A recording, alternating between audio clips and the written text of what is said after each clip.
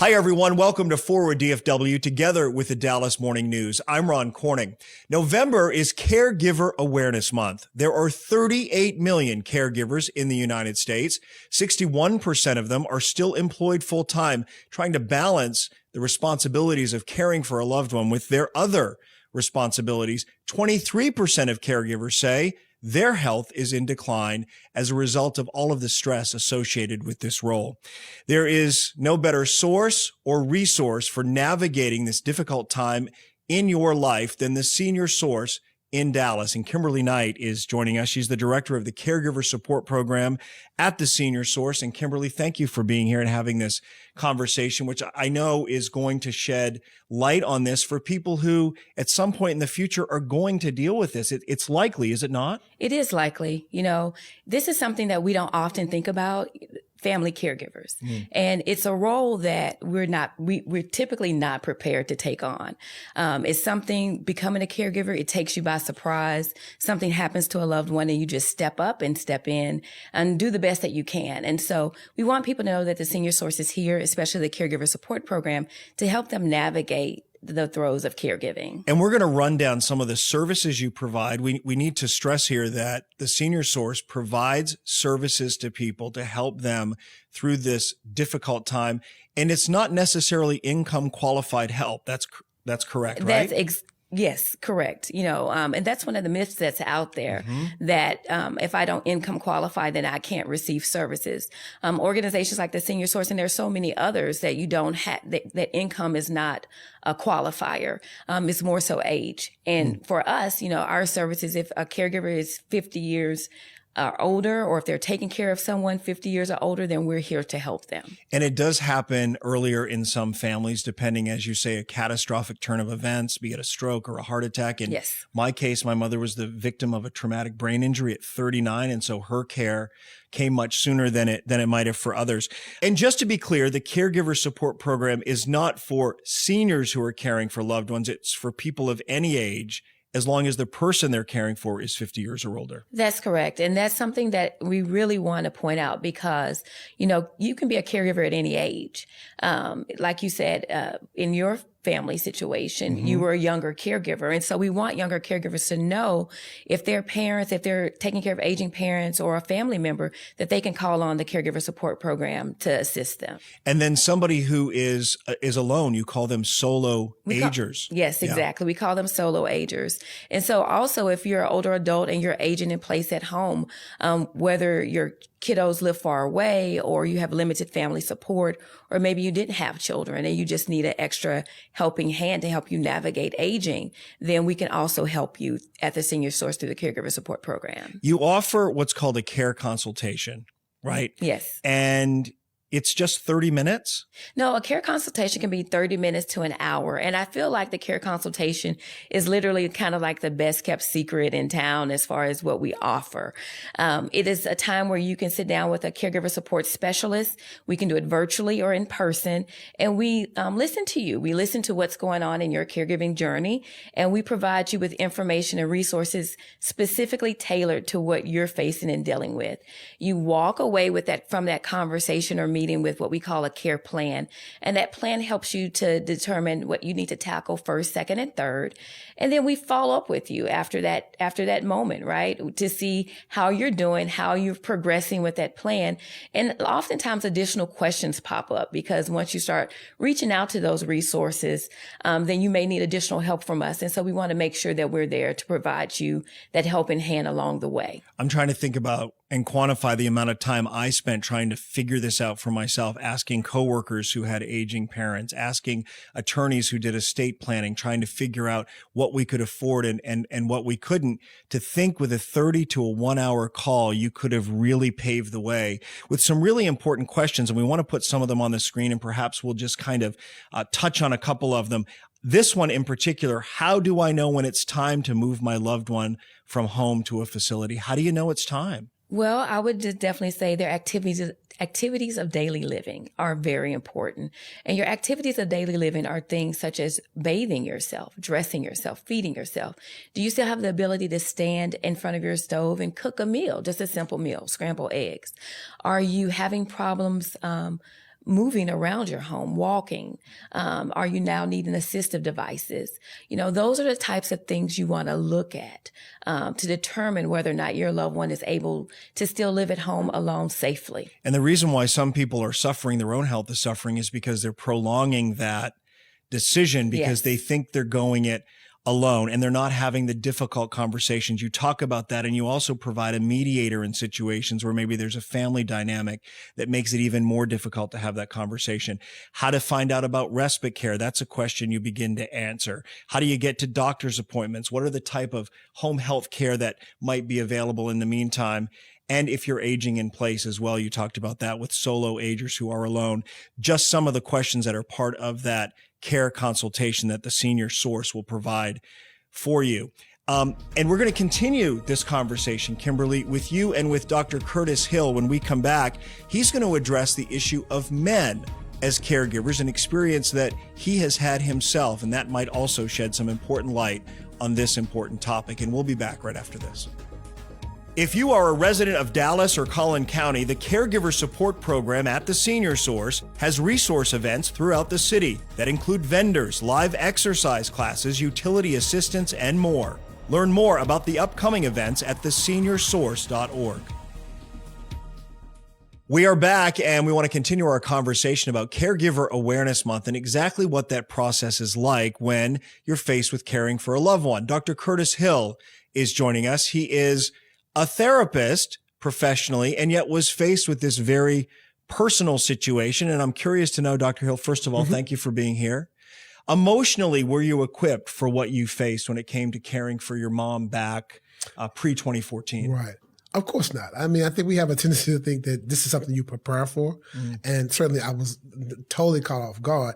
I knew it was coming a little bit because basically she had some health issues, and they actually went on hospice.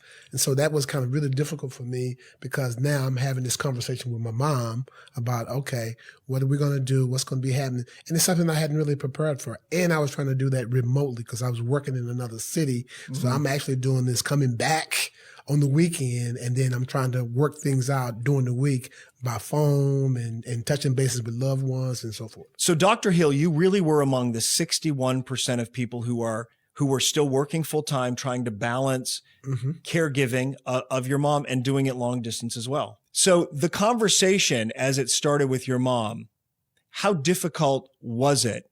Was it not as difficult as you thought, or did you realize in having it, I wish I'd had it sooner, it would have been easier? Certainly, I wish I reflect back on it. It would have been much easier if I could have had that conversation. I could have prepared and put some things in place.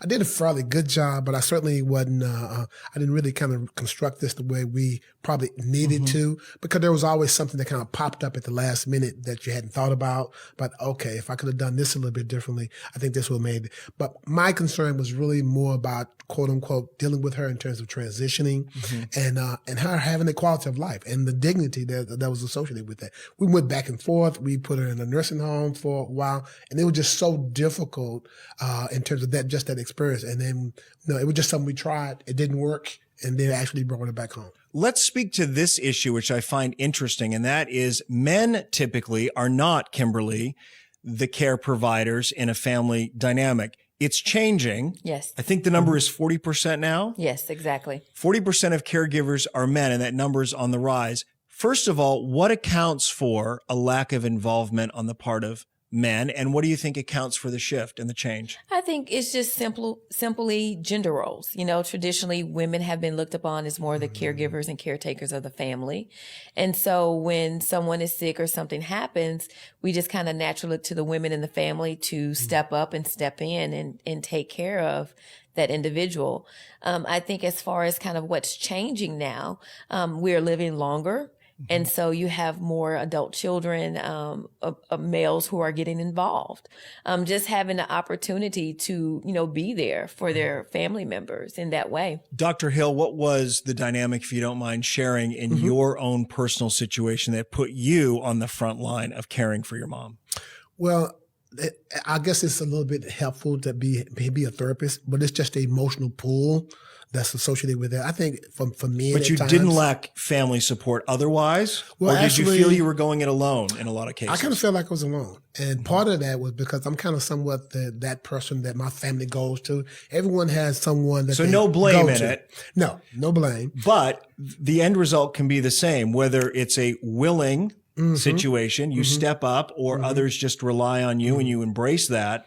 You still can find yourself in a situation where you're facing the emotional challenges, the physical challenges. Did your health decline, for example? Did you feel like you were losing grip of your own life as this was ongoing? I didn't think about it in terms of that, but I was really just basic on autopilot. That's exactly what was going on with me. I'm trying to deal with what was happening, what was in front of me, trying to manage family members in terms of what they were experiencing, and really, for the most part, caring for who really needed it the most. In this case, it was my mom. So I think that was the dynamics I was doing. So it's interesting. Even in a situation where there might be one person who's doing the heavy lifting and maybe doing it willingly, everybody feels like they're a stakeholder and should have an opinion. Oh my God. Yes. I mean, you kind of hit the nail on the head because, it's like, okay, well, I'm having to manage all these different pieces. And now you want to tell me how to do it. That's exactly right. But isn't that part of the difficult conversation that needs to be had with the family before someone gets ill, right? Designating roles and responsibilities? Yes. Good, and that would be so helpful if we pre-planned, right? If we had this conversation sooner, then we could talk, we could have that open dialogue, that open conversation. And sometimes when we do the care consultation at the Senior Source, we invite, family members. We ask the question, are there other family members that need to have a seat at the table when we have this conversation? And even if someone is healthy, have the conversation, put the plan in place, because then it's a contingency as you move forward, hoping nothing comes of it, but you have it if you need it. Yes, and they can actually be a part of the conversation. This isn't something that you have to hide from them. You know what they want. You know what they want. You hear from them. And then the beauty of it is everyone hears from them. So it doesn't turn into a situation where, they assume that you are speaking for mom or dad when indeed this is what mom and dad wanted. Absolutely. We're going to have to wrap this conversation in just a moment, but I just want to say this has come full circle for you. You lost your mom in 2014. I know it doesn't get easier, even at this point. But is it easier for you now because you're involved as a volunteer helping men in a support group and in other ways through the Senior Source so that others are more prepared to deal with this than you were? Oh, absolutely. It's about a little bit about, paying it forward, as they say. The idea that you know what you experienced, what you were dealing with. And it's just not just empathy in this case. There's a level of sympathy because you've had that experience and you're dealing with other men that have had that experience. Different, maybe a mom, maybe a spouse, or maybe another family member that they're dealing with. And you're probably better informed to counsel your patients who are dealing with a family dynamic. I want to run down through a list of things and leave our viewers with this, Dr. Hill. And I know these are things, some of which you learned the hard way. Self-care, very important. Just doing the small things, even if it's, taking a moment to take a walk, catch your breath, having a good night's sleep. Don't neglect your own health. Respite care, knowing that you can get paid help, or you can get help from volunteers, knowing that you can get someone to help you. Senior companions, those are also volunteers offered by the Senior Source. And finally, support groups. You find that that's a very helpful thing. Oh, absolutely. Even with men who don't like to talk with anybody. You want to try to get them in a group to talk. Well, I think what happened, you're surprised that what men would do once they're faced with it. That's right. Yeah. Once you're dealing with it, then what happens, it comes forward. It's whatever is there, it comes forward. Now, you may not necessarily have all the answers, and I think that's okay. The dynamics is being able to have the experience of being able to express it. And that's catharsis in and of itself. Yeah. That's a little bit of therapy just about being able to kind of talk about, but this is what was going on because you got it out versus holding it in. Yeah. Well, thank you for sharing your personal experience. Thank you now for your volunteerism and the work you do for the Senior Source. And I'll be back with Kimberly in just a moment as we wrap up this conversation with some really important information to leave you with. We're back right after this. If you are a caregiver in Dallas or Collin County and need a roadmap for success, the Senior Source presents an online class called Caregiving. Where do I start? It's the third Wednesday of every month. Visit theSeniorSource.org for details and to register. Welcome back, everyone. We are back with Kimberly Knight. She's the director of the Caregiver Support Program at the Senior Source. And hearing Dr. Hill's personal story, which I really appreciate him sharing his personal journey, and that's helped inform his decisions that he makes as a volunteer for your organization.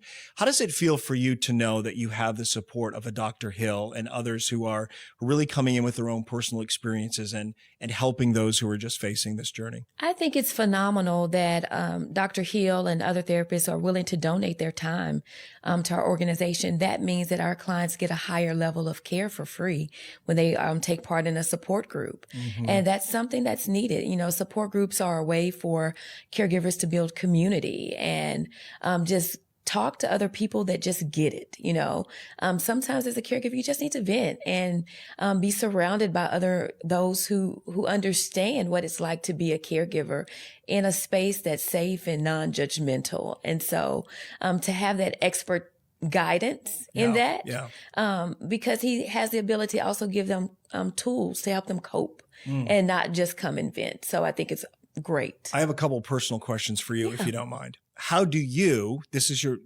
job, I know, your career, it's your passion, but there's a level of burnout among those who help those who are caregiving in what you do. How do you take care of yourself? With a therapist. And also, I would say, you know, just other coworkers, you know, we have community and we can share and talk about, you know, our cases and just different things. So that's helpful, but also to just taking a moment, sometimes for yourself, and just walking, taking a stroll. Sometimes during the day, I literally just take a little stroll. Take in some sun, get some air, and just kind of try to take your mind off it. Yeah.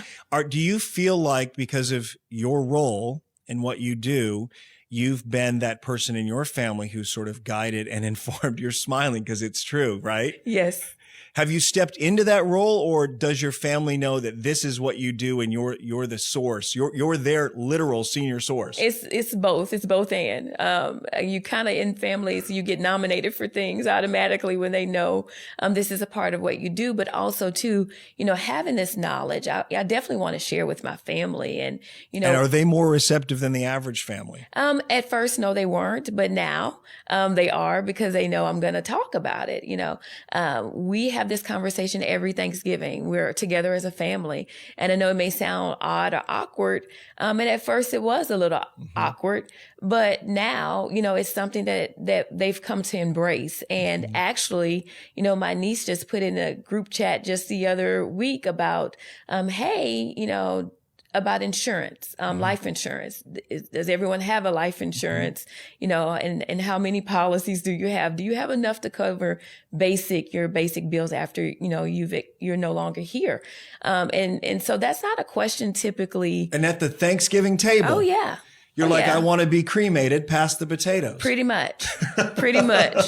But you know, it's something, even though it's not something we want to talk about, we're all aging and it's a part of life. And look what happens when we don't talk about it, right? When we don't talk about it, what you do is a testament to that. Yeah. Families are in crisis. Other parts of their lives are compromised, including their personal health, the well-being of their families. If we don't have these conversations, it's not going to go away. No, and it actually has the potential to tear a family apart.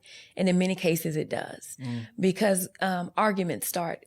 We don't agree on things that, you know, I'm the youngest of 3 siblings. And so in that scenario, if we didn't have this information from our mother already, then, you know, what I feel like should happen and what they may feel like should happen may not be the same thing.